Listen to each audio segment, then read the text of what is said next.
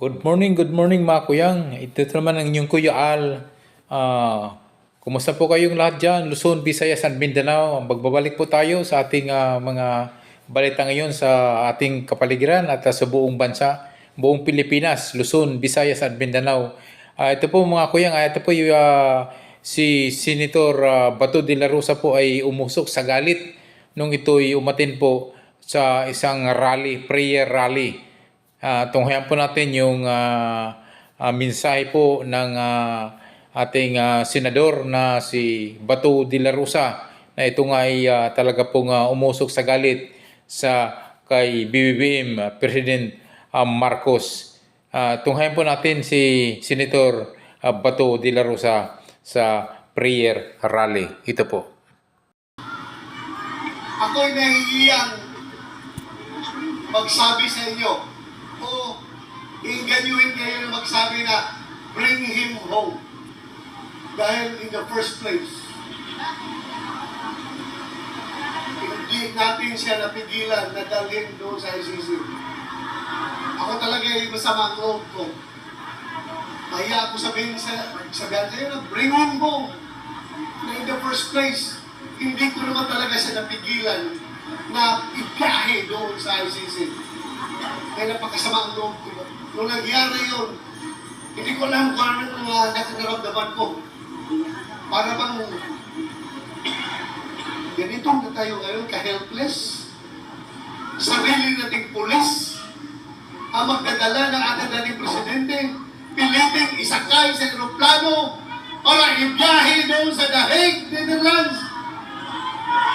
On what basis?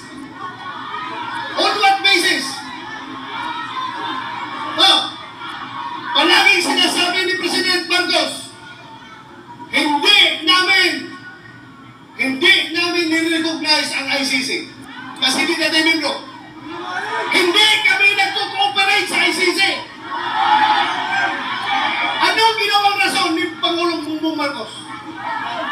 Interpol! Bullshit! Interpol! Ako! Naging chief ako! Alam ko ano ang papel ng Interpol sa mundo! Huwag niyo akong lukuhin! Commitment sa Interpol! Bullshit! Interpol! Presidente ka! Presidente ka ng Pilipinas!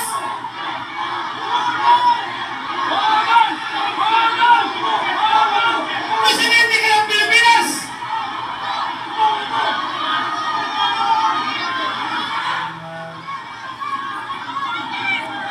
Presidente ka ng Pilipinas! Magpapisyon ka sa Interpol? Ha? Pero ang lumalabas, mas gigil, mas atat sila kaysa Interpol, kaysa ICC. Atat sila na ibiyahe si Pangulong Duterte. Bakit? Di ba katungkulan ng ating gobyerno ayon sa ating konstitusyon to protect, to serve and protect the Filipino people? Sino niya? Yung mga dayuhan, hindi ang Filipino people. Kaya ang Filipino people yun, pinanala niya doon sa dahig. Alam niyo, habang kinakarga sa aeroplano, nag-stagging sila doon. Wala na kayong mamagawa. Dahil nandun ako sa Davao, kino-coordinate ko yung ating mga yung petisyon na ginagawa natin na hindi nakahabol. Kaya ako sumama sa Hong Kong dahil sa gabi na yon, alas 3 sa madaling araw dapat ang biyahe ko papunta Hong Kong. Pero mayroong nag-leak sa akin na informasyon. Hindi pa rin tulong ng Diyos. Nagsabi na, sabihan mo sila na may warrant na si President Duterte at si Bato. Puhulihin sila pagbalik nila dito galing sa Hong Kong. So tinawagan ko si Bingo Quintanilla. Sabi ko, sir, meron ng warrant, hindi nakuha habol dyan, kasi kasuhin ko na lang yung petition natin dito. Petition for censurary and prohibition. Tinutinin ko yung ating mga abogado, senator dito yun.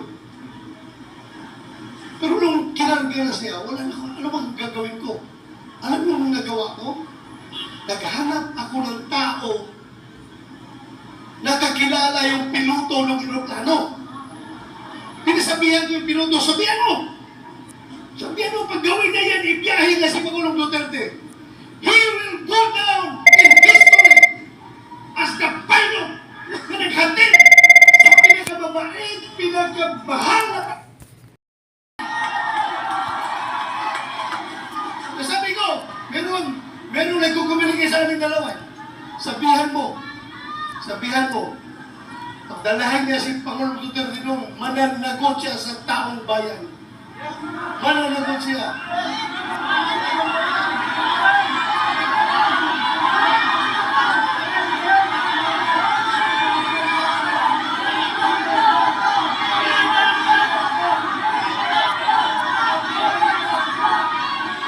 Alam niyo, ang nakakasama na loob ko. Alam mo yung isang barangay kapitan? Isang barangay kapitan, balit na barangay.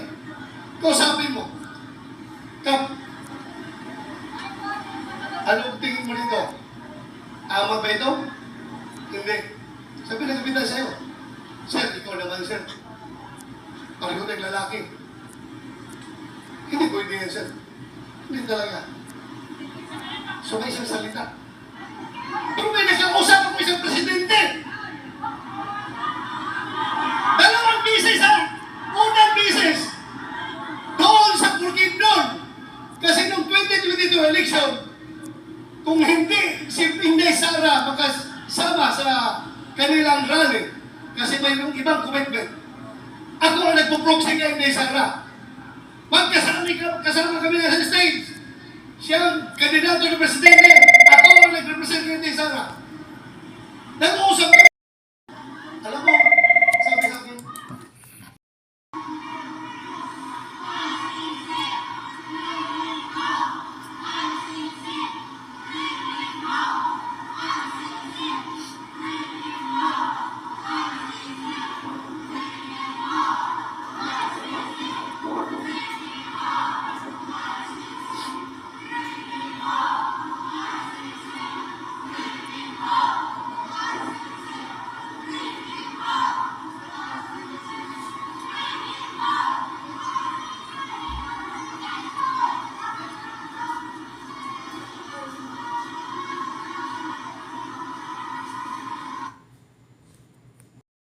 nakakasama pa. Ha? Ako, kilala ko at nakasama ko si Pangulong Duterte almost 40 years. 39 years more. More than 39 years, magpo 40 years na kami magkakilala. 1986, pag-graduate ko sa PMA, pagdating ko sa Davao, Vice Mayor pa siya noon. Di kami parehong lalaki. Puro action man. Pagdating sa Gira noon sa NPA sa Davao Region, ako palagi ang nangunguna sa Gira. Ako palagi ang nangunguna. Siya naman ay piskal pa noon. Naging Vice Mayor nung appointed President Cory Aquino. Gusto nang pareho kami, parang talagang gusto ng adventure, gusto ng action.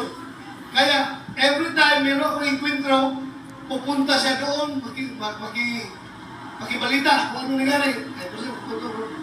So doon kami nag-start kakilala. Nung kinasal ako ng 1989, siya ang kinuha naming ninong. At from there on, doon na. Kasi mula kami samahan. Pero ako, ipagmayabang ko talaga sa iyo. Yung tao na yan. For 40 years, nakilala ko siya at nagkakasama kami. Ako bilang polis at siya bilang mayor ng Davao City.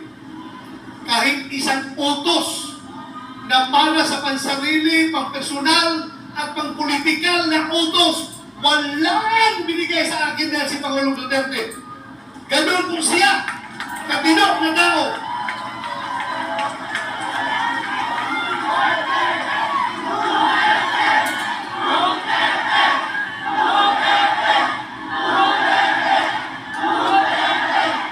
Kaya mga kaibigan,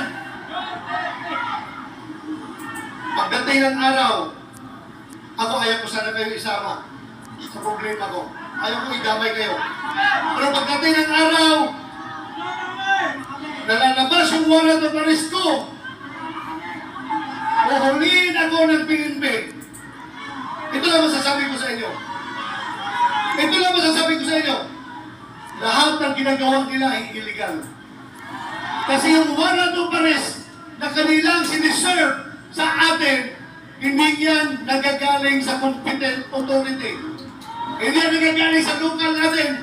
Hindi yan nire-recognize natin dahil hindi tayo under sa kanila. Kaya dapat magkakaisa tayo.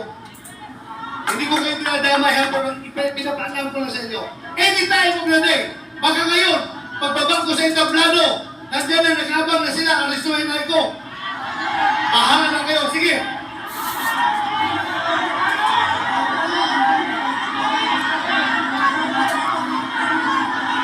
Kawawa ang Pilipinas! Ganito na lang! Ganito na lang ba tayo? Kawawa! Sana magising kayong lahat. Pero ako, don't get me wrong. Ako po'y nakikiusap sa inyo na kahit kayo'y galit na galit na. Kahit kayo'y nagigigilan ng gusto dyan. Dahil sa inustisya na ginagawa nila, ako pa rin na nakikiusap sa inyo.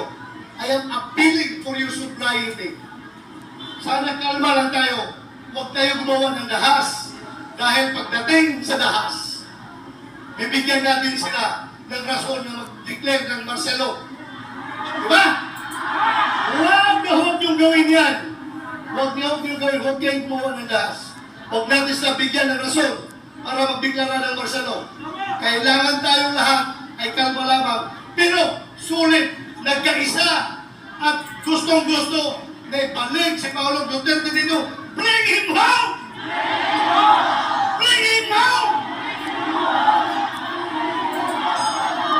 Maraming salamat! Magandang gabi sa ating lahat! At huwag niyong kalimutan, hindi lang sa sigaw natin na bring him home, kundi individually. Magdasal tayo sa buong may kapal na sana yung sitwasyon ni Paulong Duterte doon ay kayang-kaya niya manusukan yun at sana magtatagumpay siya sa kanyang laban.